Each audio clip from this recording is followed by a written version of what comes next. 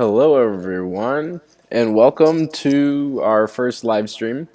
My name is Reverend Jeremy Wood, and I am a part of Balanced by Oil's Holistic Fellowship. And what we seek to do and what we seek to accomplish is to educate people on the natural ways to live and the natural ways that you can take care of yourself so, when encountering everyday issues and trials, you can have some options. And when you have options, you have the ability to create a path and create some resources for yourself. And in that way, you can get up and out from different situations. I'm going to switch over my microphone really quick so I can move a little bit more. And then we'll get started on some talks and a little bit more about some holistic advantages when I can hear myself.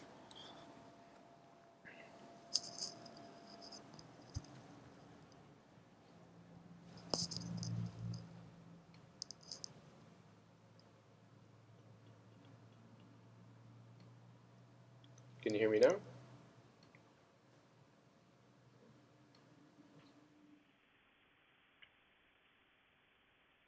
All right. Can everyone hear me? Oh, well, you couldn't tell me if you didn't. But now I know I can hear myself, so we'll carry on. So what we're going to do is we're going to go over a few resources tonight. We had one suggestion online tell us to look into the five element theory. There's a way that that is used in Chinese medicine to kind of go over some everyday health and wellness issues and then give us a way to think about our health and wellness issues in the traditional Chinese way that they do. So if you go to an acupuncturist, if you go to a clinical nutritionist that's been trained in this, if you go to look online, you can get some different books. So one that explains it pretty well is this Fundamentals of Chinese Medicine here. This is what's used a lot in your acupuncture schools and your different areas that teach traditional Chinese medicine. And there's a lot of fundamentals in there. And another resource that you can use that's pretty affordable and has a lot of good guides that we're going to go over today is this book here called The Touch for Health.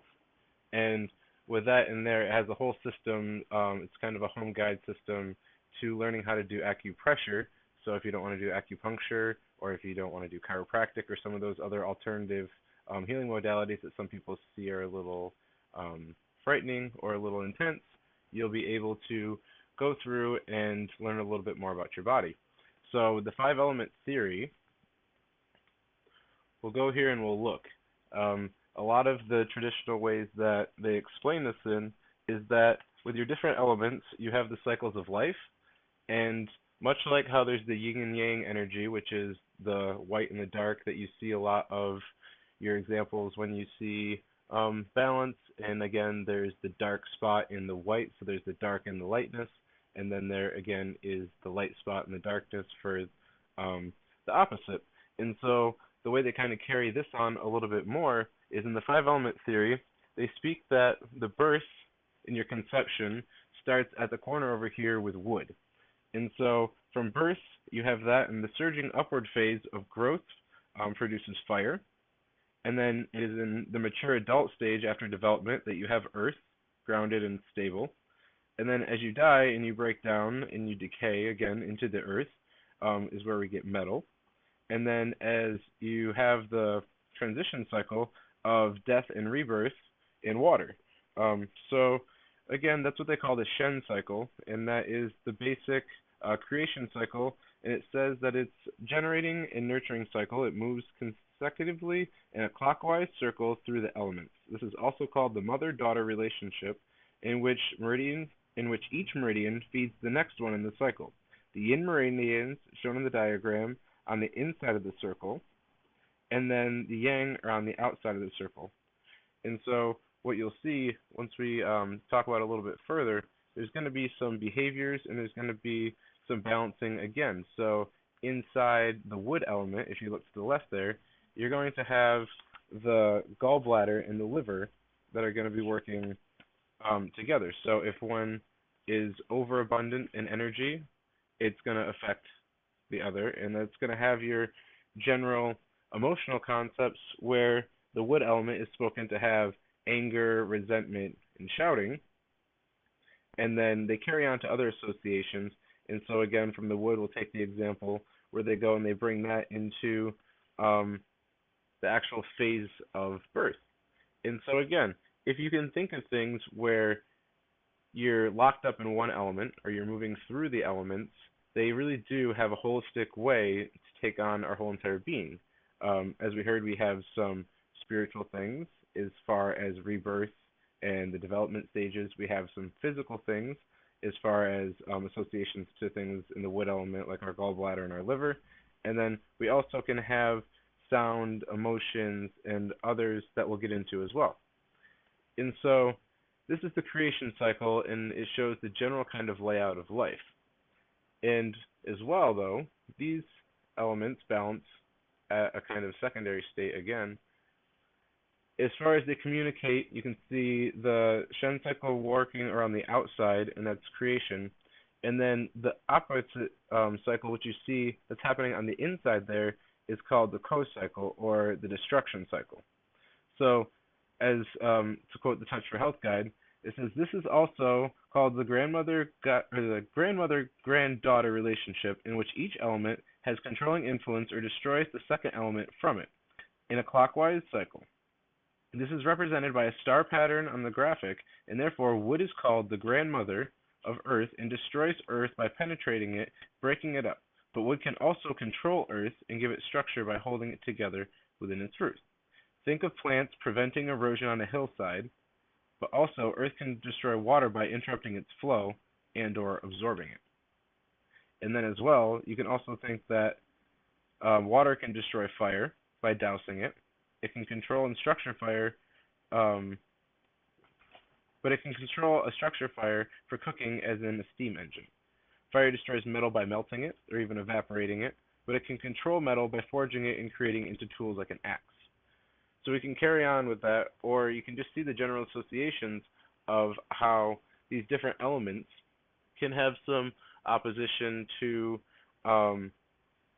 the Eastern medicine practices that we see that are happening, because what they're going to do is they're going to talk from a holistic standpoint, and they're going to try and not necessarily fix the liver and fix the gallbladder in specifics, but they speak to these, then again, these systems having now their own energy.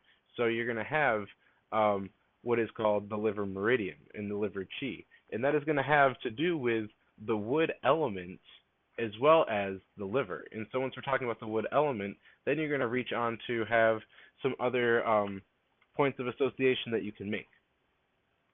Another point to make is once you go back into this perception now, you can start seeing where if you're having the balance back and forth of the emotions as far as things like anger, then if you look at the opposing side, or the one that will control it, then they say you can balance these out by upregulating or supporting this in a different way.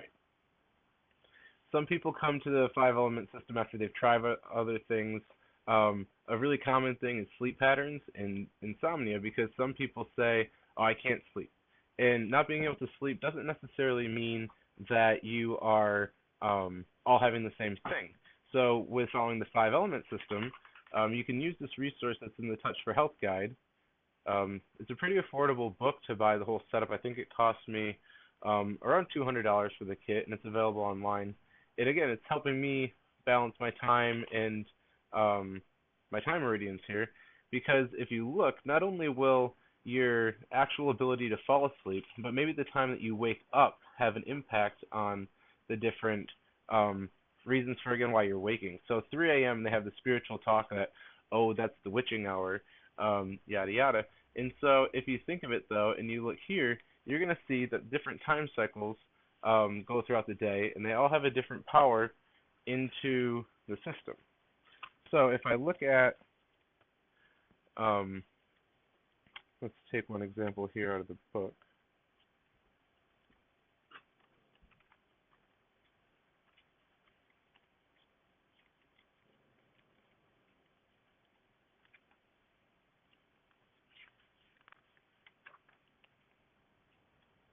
Okay, so say we have a problem with our spleen.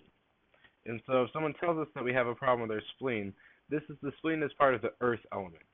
So if we're looking at the earth element, we're also going to have the fact that we're going to involve wood, and we're going to be involving water, because earth is the creation and the balance between wood and water.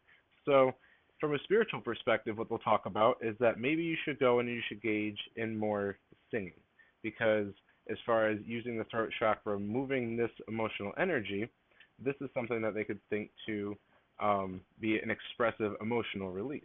But as well, if these are off, you could also calm the earth if it's too hyperactive, again, by opposing its different sides. So if your earth element, as far as your spleen and your stomach, chi and your energy, having to do with empathy, having to do with sympathy and the balance between the two, maybe you're being a little too sympathetic and flowing like water in and through people's emotions. So therefore, if you're too loose in this area, you're going to move to affecting the kidney and the bladder systems. Maybe if you're being a little too empathetic, too rational, in the sense of just saying, well, this happened to me and you can get through it and that's fine, maybe you're standing a little bit too hard in the wood element. So maybe, again, that would result in a little bit more anger and resentment and shouting, whereas the water element would represent a little bit more of excessive fear, some anxiety, lots of sighing and grief in that area. So when looking at it in this sense, you can also see, if we look over here on the left-hand side of our screen, we have the different regions on the clock that are showing us the time. I'm going to have to pull up my resources because I can't see exactly what that is right now. It's a little too out of my view.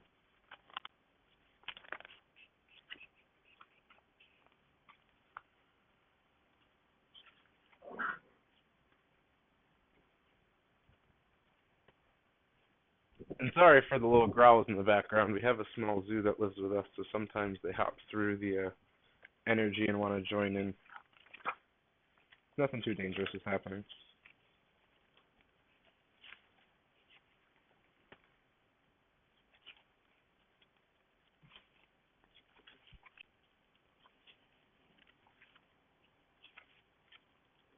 Okay, so if we're on to the balance of the kidney and the bladder there, so say we wanted to do that, we would see that 5 to 7 p.m. is our time frame. So maybe we would start having some pain, maybe we'd start having some extra urinary urgencies, maybe we would have this excessive thirst that's hitting on at a certain time. So this would be kind of a daytime complication. And again, it would be something where if maybe your earth element was off, you would be needing to look for something that could be in the kidney that's upregulating, that's also balancing your earth element. And so it gives us, again, just a way to check all of our systems, kind of like the Eastern medicine practitioner checks all of your systems in a systematic way. This is a way for us to check in on a lot of the way the systems overwhelm people when you look at the whole body. But when you break them down in this way, you can see them separate, and then you can see how they begin to overlap. So sometimes for people that are having trouble sleeping and not being able to, again, get that balance because they're waking up every day at 3 a.m., what you might start realizing is that it could be something where if you're eating a little bit too late at night, the liver is something that's signified by having its main activity for detoxification time between 1 and 3 a.m. So what you have to realize is that if you look opposing to the liver energy, on this circle in the diagram here, what you're going to have is you're going to have, again, the balance that you need to generate, because if your liver is trying to detoxify itself, it doesn't need to be working at that time. So if you wake up with this weird pain or with this weird just feeling and waking up all the time, it could just be at that time when your liver is trying to detoxify itself, it wakes you up because it's still trying to digest your food. Because again, your food in your stomach is going to be digested by processes in the liver. So sometimes this is, again, a much broader perspective than we traditionally look at. A lot of the experiences that you work with us as a practitioner in the different settings that you would see us in, you're going to have the experience of doing a lot of chakra systems. And so a lot of the times what I do with chakra work, it has the same kind of impact and it has the same effect, but it looks at seven main wheels and systems in the body. The five elements, it looks at five main influences of the different elements of earth, fire, water, and metal to see how that's going to generate and have parts of your being and make up parts of your being. So once you go and you get to the point where you're starting to look and find, okay, there's a little too much fire happening. Maybe I'm a little too hot, a little too volatile. Maybe I'm a little too grounded. Maybe I'm a little too stuck into my ways, just into rational thought. Maybe the metal energy is the decay. Maybe you just feel grounded, you feel heavy, you feel weighted down with life, and it would take, the strength of Thor to lift you up off the ground. This is ways you can start finding associations into some of these general mindsets, and if you're a practitioner, help people kind of walk themselves through a process. And then in the other way, you can also get a mindset into someone's life that encompasses a lot more than just the symptoms that they're talking about. So that's probably going to wrap up our first part on the five element theory. I don't use it as much as other traditional practitioners do, but it's something that I try and think of in my own mindset. So if I start having a pattern where I wake up at a certain time, I start having a certain body function patterning at a certain time or a certain reoccurring pain, I can now know that I can look to another resource, because a lot of Western medicine people, or a lot of, Western medicine people, they don't necessarily go and have that same influence. I might have mixed up Eastern and Western medicine a few times speaking about this. So just take a look, and when you go back and you think of any notes you might have taken, just we're looking at the different perspectives of things being more holistic and collective, whereas we do more nutritional balancing, we do more energy influence, body movements, or we do more of the things you see in the United States of America as add a pharmaceutical cut or do a direct influence right now, rather than letting the body kind of relax and heal and do its own thing. So that was our first kind of take at the five element theory. Hopefully people could walk away with something a little different, or at least hop back to one of these two resources here, the Touch for Health guide, to educate yourself a little bit further. Again, what we do here with these groups and these talks, we're not necessarily guaranteeing the full description of it. It's just the way that we use it as a practitioner for ourselves and for others. And if you came to get a session with us, we would likely not be claiming to know everything in this book. We would likely have this book by our side, like I did for the chat tonight, and be able to give you a little bit of an insight based on, again, what you read and what you see in your life. Because although you speak to us, you might hold some things back, and when you read the words yourself, they might resonate a little bit better and a little bit more. The next resource, too, that we were talking about was it's here, The Fundamentals of Chinese Medicine. I find picking up some of these books helps me understand a little bit more about a certain field. So there was a lot of questions I had when I went to go into an acupuncture visit, and knowing a little bit of science and being medically minded from some years working in the emergency room, I could have a little bit of handle, but when I asked some questions, she wasn't prepared to teach me right then and there because she was being a practitioner. So I picked up this book to read up a few things and just better educate myself on finding a way to, again, understand what I was going to get out of a practitioner when I was going to utilize their services.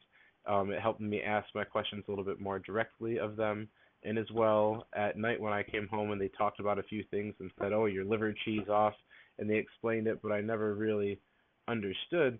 I can take some time at home and reread this as well. So another part of the talk that I want to get to is, much like the five element theory has a lot of things to help us self-regulate and understand our modern environment and what goes on around us, there's a lot of daily affirmations and power in speaking words that are going to help try and settle your mind and maybe help you get through a certain environment. So there's a lot of things talking about the I am in the spiritual perspective. You see, when you speak the words I am, you start to be able to open your mind to something where you're identifying yourself. So what happens after you say the words I am is something to be very cognizant of, because if you then speak words and then you giggle, or you speak words and your voice drops, your voice goes up to sign a question or anything like that, you're going to start realizing that some of the things that are coming out of your mouth after I am might be influenced by more than what you actually are. So if I were to say, I am Jeremy, I am proud, I am brave, I am confident, I'm a woman, I slow down and I laugh. So I'm not a woman. My name's Robert. It kind of, my voice goes up at the end. My name's Jeremy. Solid. So I am Jeremy. I am Robert. I am Bob. Like, you hear the questions come out of your mouth. So if you practice that with your name, you can then move it along to a few other things, and say, I am strong. I am confident. I am happy. I'm sad. I'm scared. I'm nervous.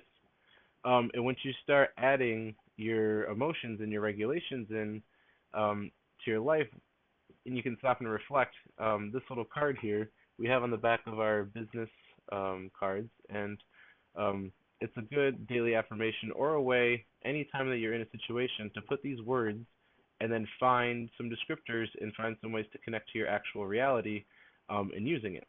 As you go through the different colors, those represent the chakras, kind of like we were talking about the five element theory, but this is more for the chakra system that I work a lot more with.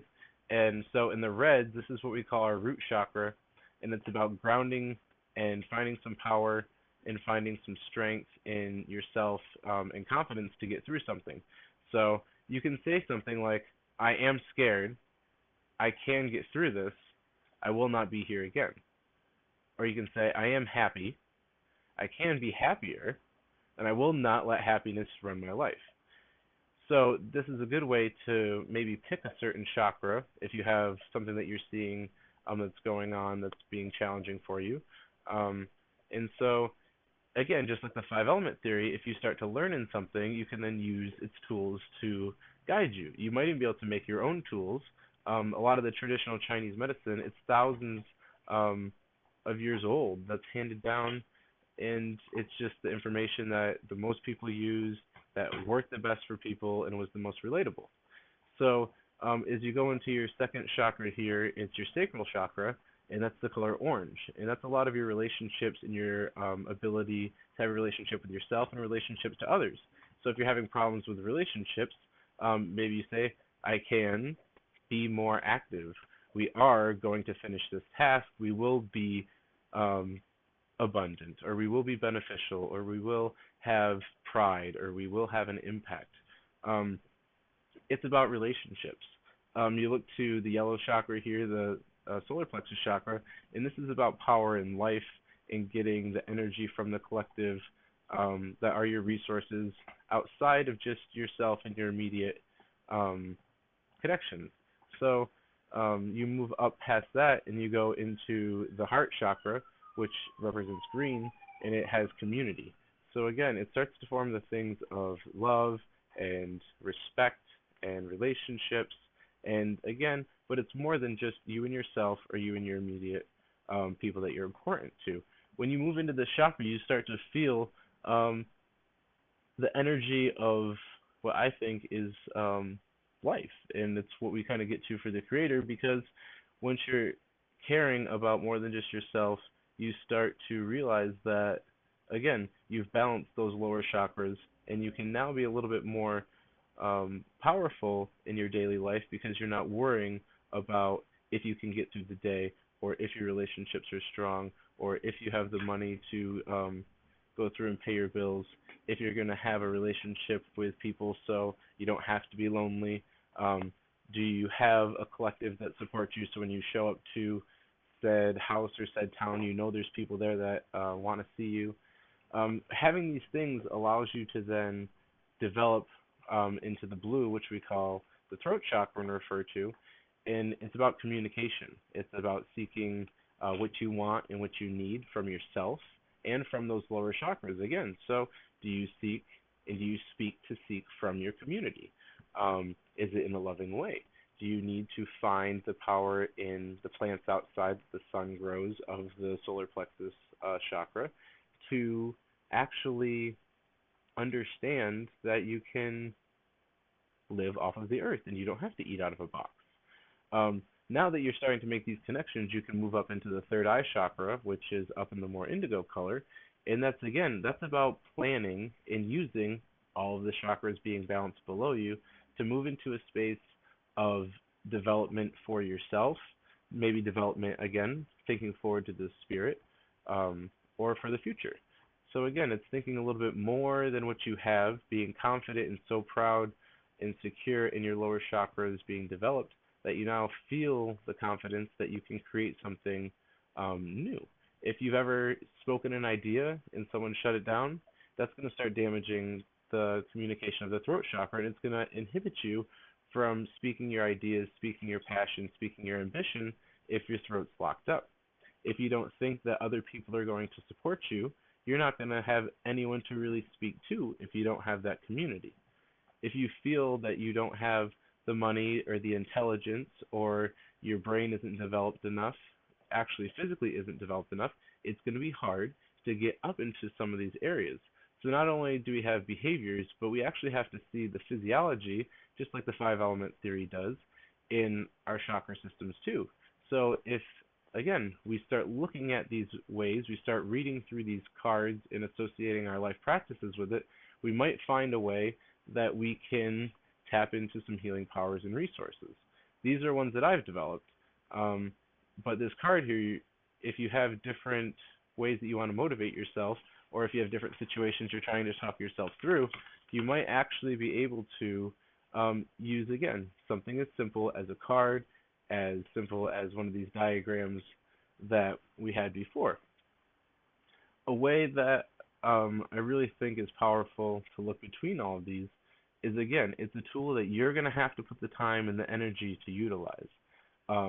Going to a practitioner is going to be a nice way to utilize this as well, but they're just going to be trying to wait and listen until you say something enough to turn you or to turn your attention into thinking about that area and turn it into a way that you can actually benefit from, again, looking at a certain systemic way of approaching the body.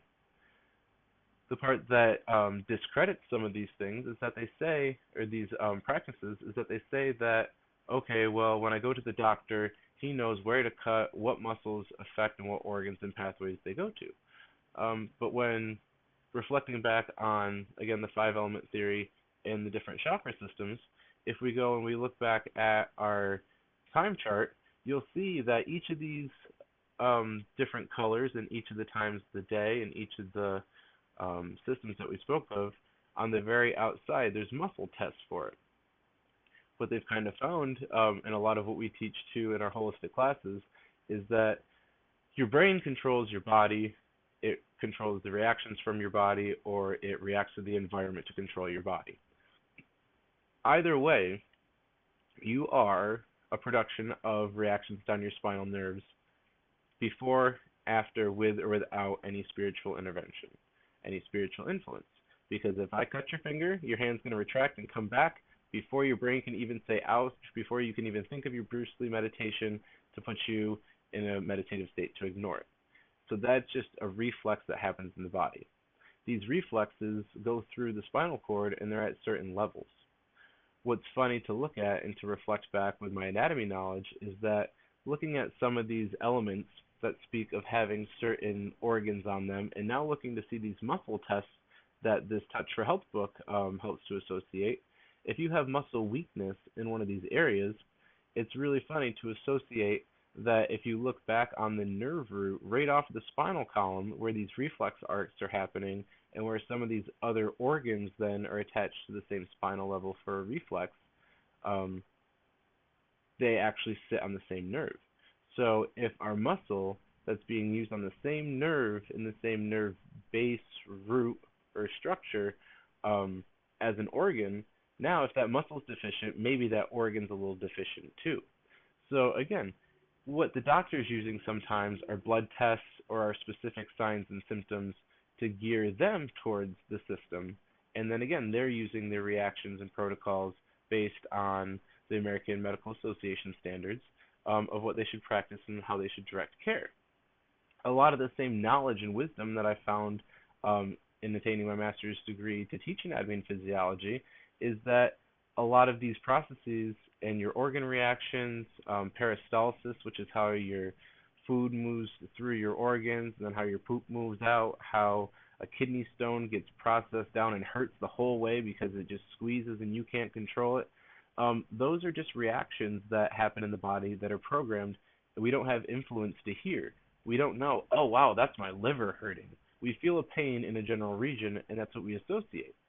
But when we start doing muscle testing, if we look into 5 element meridians, um, chakras, and these different things, again, we're gaining more knowledge to form associations to thinking about our body, to getting into what's happening and what's going on with us.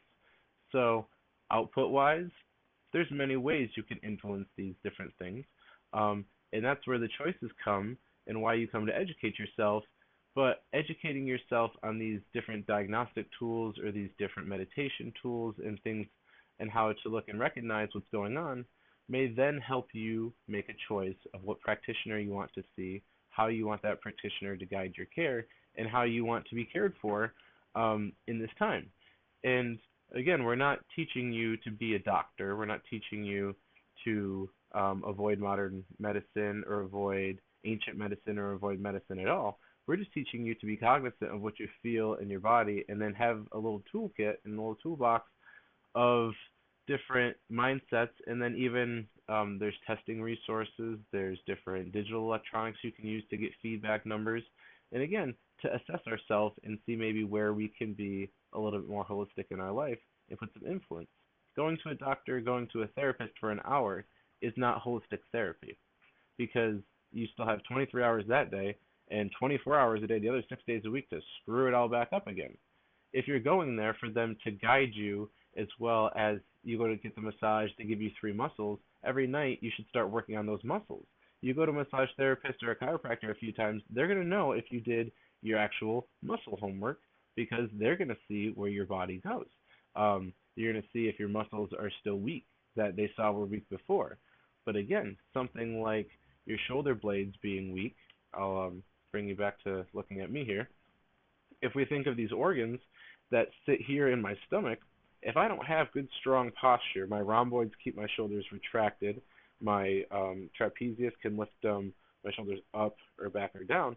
So if I have weakened trapezius muscles or rhomboids that want to keep my shoulders back and down, I'm going to slouch. So these organs in here, my lung meridian is definitely going to be affected because this is the expansion of breathing.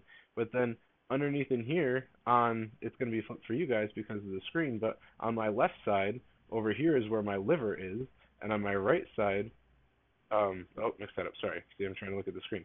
On my left side is where my spleen is, and on my right side is where my liver is over here. So these are filtration organs. Your kidneys in the back, filtration organs. They go by how much blood flows through them and how much work they can actually have done on them. So if I'm crushing them with all my extra body weight, and these muscles are weakening, and these muscles are then weakening, we're just sitting here and putting all this pressure on our organs. But as well, if you pull a muscle in your shoulder, again, it's flipped on my left side over here, spleen's down here. If I pull and tear a muscle on my pec so it pulls it in and down, now again, on one side, I have added weight and pressure on just my spleen.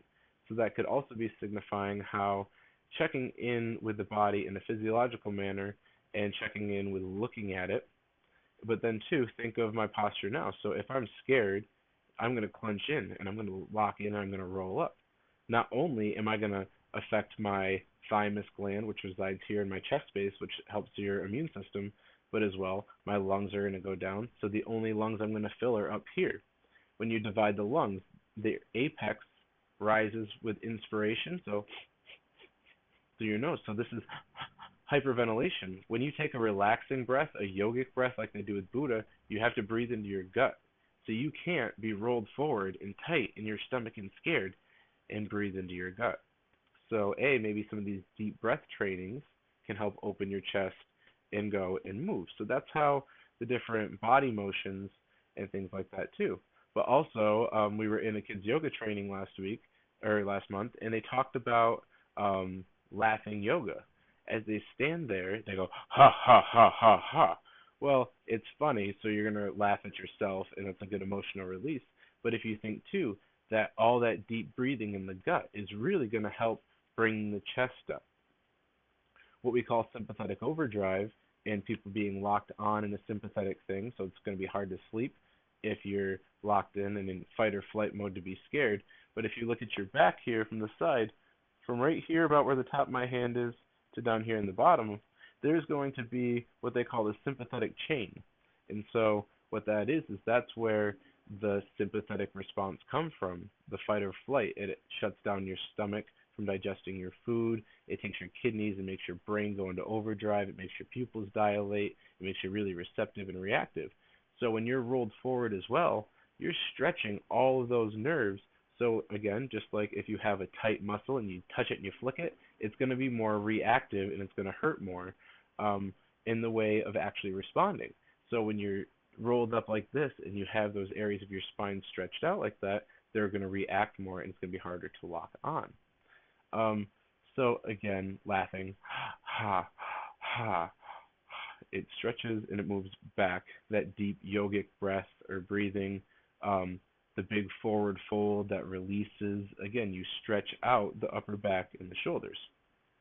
So, if again we wanted to wrap that back into our five element theory from the beginning, what we would find is again that wood element is part of the spleen, and then it's a lot to do with anger, and it's a lot to do with fear and resentment, and then it communicates with the earth element, which then has the influence of water down below, which is the kidneys and the bladder. So again, if we go back up to the top through our elements, the wood is over in here in our earth element, and so if we're angry and we're yelling and we're screaming and we're tense, we're going to shut that down and pull in that energy. We're also going to be putting ourselves into sympathetic overdrive, crushing down the immune system. But when this doesn't let up, afterwards, this direct response is going to push forward, and then again, it can affect the earth element because you're going to start affecting the kidneys and the bladder. Because again, fight or flight mode, what happens when you scare a dog? They drop their bladder and they pee. So now you're affecting directly different bodily functions that might go out. So all of a sudden, people just being like, oh my goodness, I gotta pee, I gotta pee, I gotta pee. Well, really, they don't have to pee. It is the sympathetic response of their fight or flight mode that is now engaging their bladder, and that is where they're feeling their anxiety. So now someone who gets nervous and has to pee all the time and thinks about that, maybe they can start realizing that the environments where they have to pee more are actually now a trigger for them. Um, so a lot of, again, these different resources, five element theory, what we do and what we try and work with people when we talk and when we do things is to get them into a mindset of caring for themselves and picking up some resources. Another really great way that we do this is by educating on essential oils and educating now on nutritional advice, nutritional supplements, and wellness products along with our wellness mindset. So we teach the learning of the five element theory, where you can do a lot of things, again, to control your emotions, to control your energy. There's different breathing techniques like I was just talking about. So now when you breathe, think of everything that you breathe in: yoga, sports, even pleasure things like sex, joy, laughing. These are all just different things that you're going to realize that you have to experience and balance life and energy as well. And so what we also like to try and do is not only do you have your own internal mechanisms, but sometimes you can use supports and resources from really good companies. So we use Young Living essential oils a lot of the times and speak to them because not only in the holistic perspective are they from plants and sustainably grown by awesome people that just love the environment and respect where all the energy comes to heal us, they really can benefit a lot of things. I started using them about 3 years ago for some anxiety, and as well I found them only because I was in a health food store looking for peppermint tea. They said, why would you have peppermint tea when you can have peppermint oil? And 3 years later, now this is where I'm at. Um, it's funny because there really is a direct response to that you can get into for how essential oils bind with receptors in your nose and therefore affect regions in your brain. Just how I was saying, if you flick that muscle that's been overstrung, it's going to hurt more. If you have a smell that has been paired with a bad response, kind of like getting in a car accident and smelling burnt rubber, someone that if they unfortunately are assaulted in any way, the smell of their attacker, maybe it's good memories of your first lover or your first kiss or your first memory with your parents, and you can smell their cologne or their baby blanket. Um, these emotions are paired with certain smells. So we have them in good ways and we have them in bad ways. But as well, what we realize is that our limbic system is directly attached to our sense of smell because, in an animalistic way, in a primal way, when animals smell the pheromones and the hormones, they have to be very responsive to um, when they have nonverbal communication when their partners are in heat for breeding. And so that's a very primal response. Smelling for food, smelling for shelter, smelling for protection and water. So what happens is sometimes our smell gets programmed into a primal response in our brain and in our limbic system. And so what we have the ability to do though is now take our limbic system and work it in different ways. So the smells they can be personal. So if you hate the smell of flowers, you might want to go with more piney things. It's a direct opposite smell, but it still binds some of the same regions in the brain to let go of that limbic release system. Because again, the receptors are going to be bound by certain chemicals that fly through the air, and that's why you smell them. When you ingest a pharmaceutical or you ingest a nutraceutical into your body, the same thing happens. The structure is going to get changed a little bit of the chemical, and then it's going to bind to a receptor. The different effects, they stagger from each person, they stagger from each oil, from each pharmaceutical. Some have complications that save lives, some take lives with complications that save other lives. And there is, again, it's personal choices. It's seeing what you resonate with and you seeing where you want to go with this.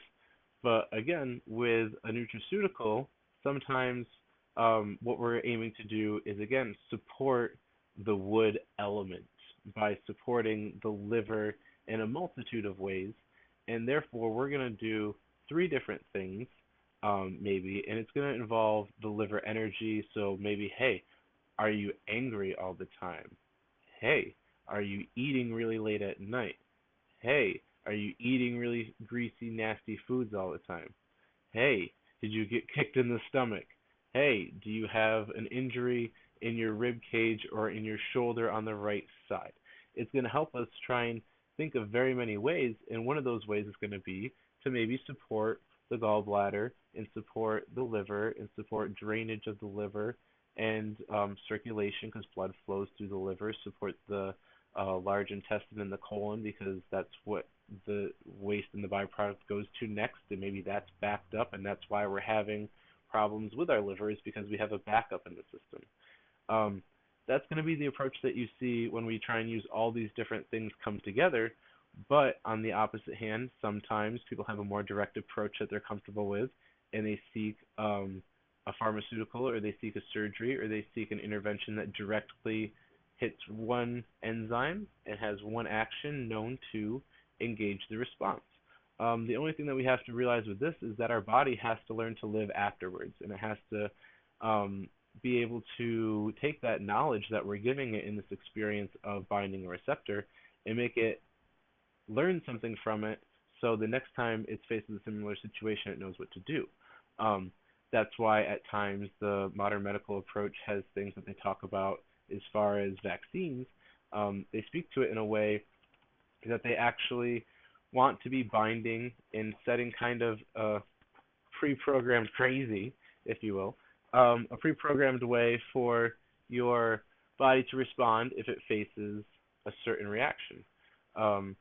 So, yes, that is the benefit of something like a modern medical approach and how it has a direct response and it's pre-programmed.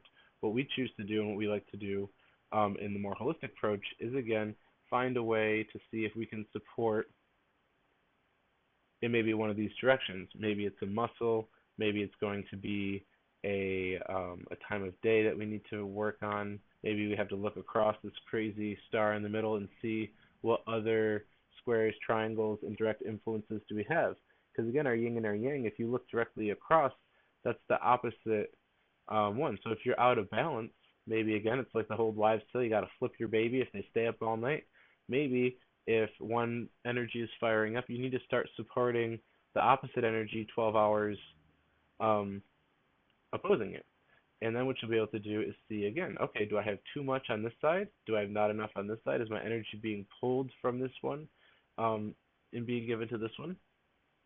And then as well too, if you have and you find that it's involving a certain chakra or it's involving a certain concept, what you can do is you can take the time to say an affirmation. You can write, 15 power words if it's for community, to say, I love this.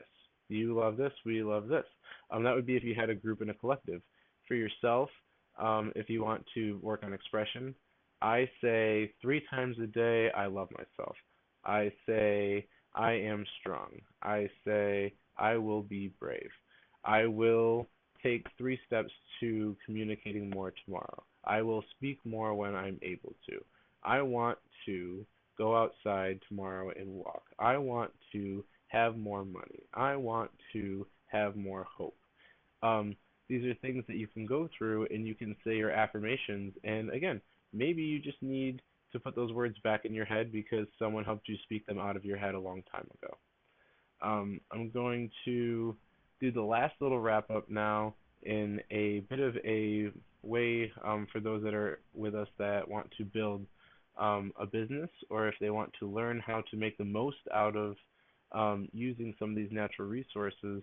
I'll give a quick last 10-minute talk here to Young Living and their essential oils because I found that with a lot of their products and supporting their products, we've been able to help out a lot of people in the ministry in short terms and in long term times by going and again finding a way after we look at maybe the 5 element theory together, after we look at the chakra system, after they come and tell me that they've been diagnosed with a cancer condition and they want to find a way to support the liver, say if that's it, the lungs, the prostate, or if they just say, hey, I just want a spiritual path for someone to support me in, what we can do is we can try and find a way for them to not only empower themselves with this, but find a way to empower other people. So if you go and you take a look at this card now, if you're interested to get some Young Living products and you're interested to find a way to connect with us about them, you can go to balancebyoils.com. That's going to be our ministry website and where you were at here to find us. Send a contact form. It's going to be the top right corner. But as well, if you take a picture on your phone here, you can join our team and you can get signed up with us so we can support you to not only find a way to order your products that you need to support your wellness after we talk, but also get your money's worth because they do have a good model for sharing and supporting their oils because they take the network marketing model, and what that does is it takes about 60% of what you would pay for in a store is between a warehouse, it's between advertising and marketing, and it's between shipping to get the products there. So that's why when you're a wholesaler, you get a discount because, again, it's less shipping, so they're not shipping every product to you to have to pay, so you get a discount. Also, having that ability now, they give you a knockdown on their advertisement because if you're in a store somewhere with a lot of their products, you now are doing some of their advertisements, so they don't have to. So that's 40% right there. And then you also have that 20% that your business needs to make in a profit to be able to go and to turn it over. So some businesses like Young Living, they take the network marketing model and they take that 20% and give you 25% off when you sign up in a way to actually do a helpful thing for yourself to save some money, or if you want to help out other people, or you're helping them and they're honest that you're helping them by sharing their products.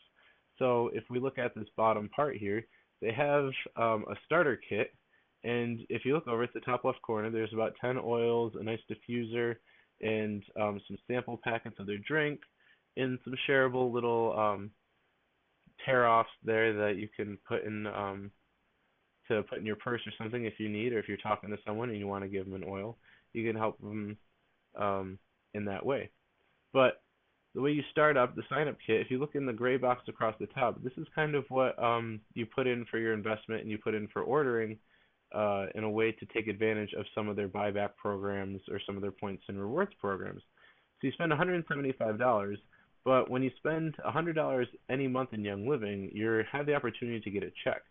And so the cool part about that is anyone that you get to join your team and sign up with you, and again, you want to support them or you just want to be healthy together and learn about this, they give you $50 per kit that you have people sign up. So if you look down here, the free YL, we'll talk about that in a minute, but this money sign with the +1 and +2, if you get 2 people your first month after you get your kit that are interested in oils and they want to try and do it too, so you have a little starter group, you can make back your money right there. As well, any other month, if you go down and look through, circle whatever you desire, and that's how many people, or that's how much money you can make. $150, you got to get 3 people in. So each month too, if you're talking about this, you can find a way to get your order that makes you your check for free. And remember, if you're placing that order, you're getting health and wellness products. $25 to $28, it might get you some vitamins or a probiotic to take care of your gut health. It might get you a bottle of lavender, a bottle of peppermint, something like that. So again, for 3 months, you can have lavender tea every day with 1 drop of oil. You don't have to worry about bags. You don't have to worry about waste. You can have it in your car. You can have it anywhere you need to. And again, it's a way that peppermint, if you don't want to do coffee, or if you're a little tired and you want a little wake-up boost, you could spray it on your face in a little spritz. Just watch out for the eyes. And it wakes you up. These are, again, rather than that Red Bull, rather than that 5-hour energy, rather than that 3rd or 4th or 12th cup of coffee in a day. It's finding a way to have an oil or have this to support you. I found that I was having to go to 2 or 3 stores and I was spending a lot of money every month to just be healthy. And this program really helped me out. So if you're ordering in their Essential Rewards program, which is ordering, again, that $100 a month, you only have to order 50, but if you're ordering 100, you can make that paycheck if you have any friends that join you.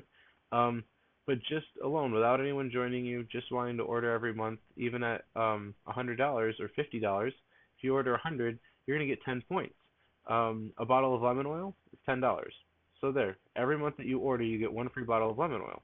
Wait 2 months, you might get a nicer bottle of something that you like that wasn't just lemon for your water. Maybe there was a blend like Valor that's known to help you out with courage and strength in an emotional sense because it has frankincense and tansy, and I was spoke to in the Roman times that they wore that for courage.